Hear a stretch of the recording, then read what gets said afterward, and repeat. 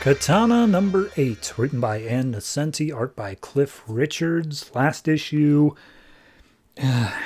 we got the backstory on what happened with Katana's husband, like, officially, but the main thing was that apparently there's a tattoo on whatever her name is, skin, and it's going to show that Katana's going to end the world.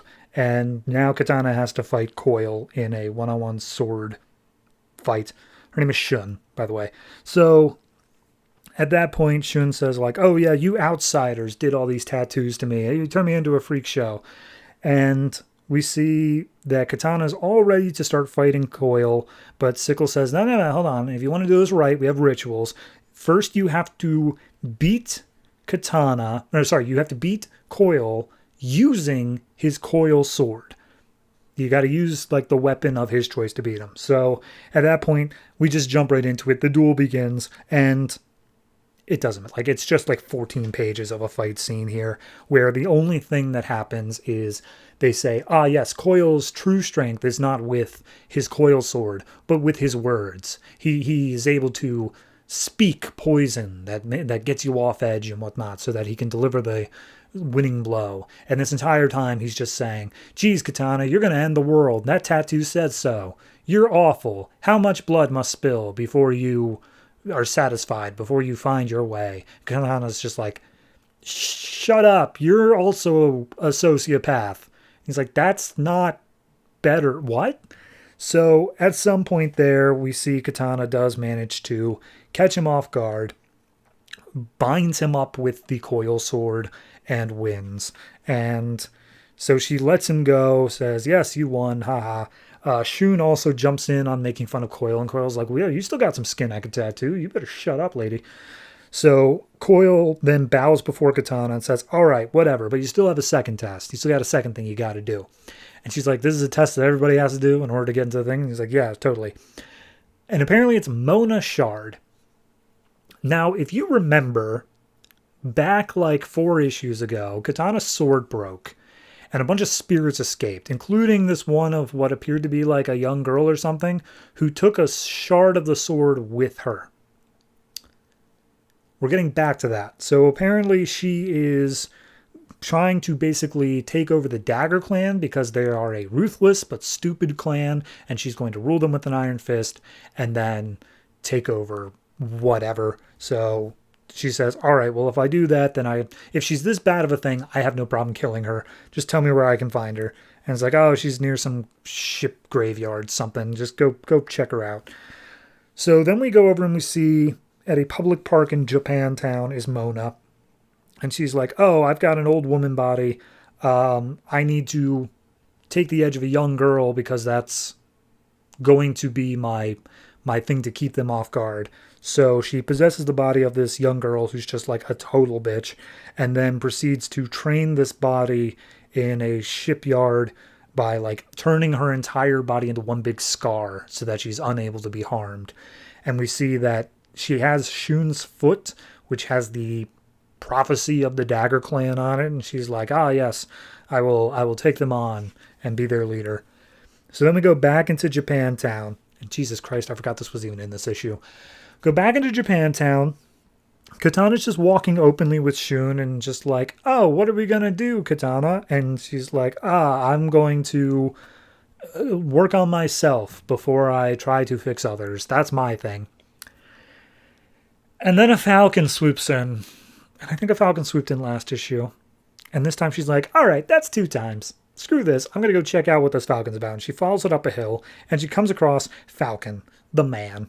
And Falcon, the man, is like, oh, you use your sword to try to attack my falcon, but it does not attack you. It only goes for the bait. And he throws out some meat for it, and it swoops around her sword. It's unable to be hit by her. And he's like, you fool. Do not try to attack my falcon. Hold up your arm and let her perch. And so the falcon perches on the arm and be like, this falcon is a living weapon, something that can be used in your trial ahead. And Katana's like, dude, who the hell are you? What are you even saying? And he's like, if you don't know that yet, give me back my falcon. You'll figure it out later. And then he's just gone. So anyway, if you remember like 4 issues ago, when Mona Shard left the sword, there was also a samurai spirit that also disappeared. Well, this one's walking through Japantown and he comes across two sumo wrestlers and he's like, ah, yes, I need a tank. That's my thing. I want to be a tank. So I'm going to pick whoever wins this battle. And he watches the one who does. And as he's leaving the sumo like dojo or whatever, I'm going to quote him here. He says, I'm going to ride you. Are you okay with that? And the sumo says, no. And then he says, thanks, as he possesses him anyway. So we then go back to Junko's house where Shun is getting a bath from Junko. A Katana walks in just like, hey, Shun, you feeling all right? And she's like, yeah, no, I feel great. It feels weird to have the story of someone else's life on my body. And Katana's like, yeah, it feels weird the story of my life be on your body. It's not like great. By the way, do you have any birds anywhere on your body? He's like, oh, you mean the falcon? Yeah, it's on my shoulder. What? And she's like, I don't know. I have no idea what any of that meant yet. But regardless, Katana then asks Junko, hey, Mona Shard, do I have to kill her? And Junko's like, yeah, probably. So at that point, we see in the ship graveyard, Mona comes out with her daggers. She goes up to where the Dagger Clan is hanging out in an abandoned boat, and she sneaks her way on board, ready to start attacking / ruling over them. Who knows? Okay.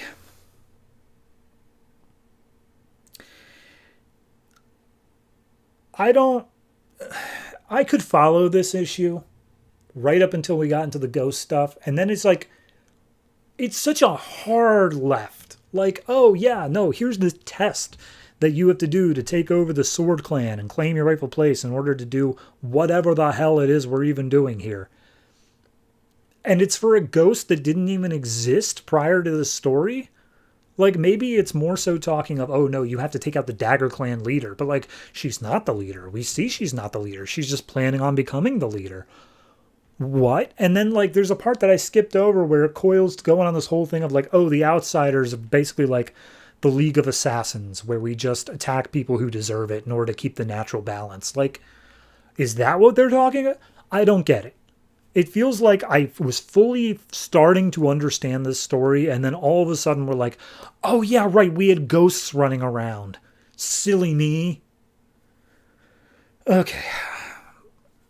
I mean, I'll give it like a 4.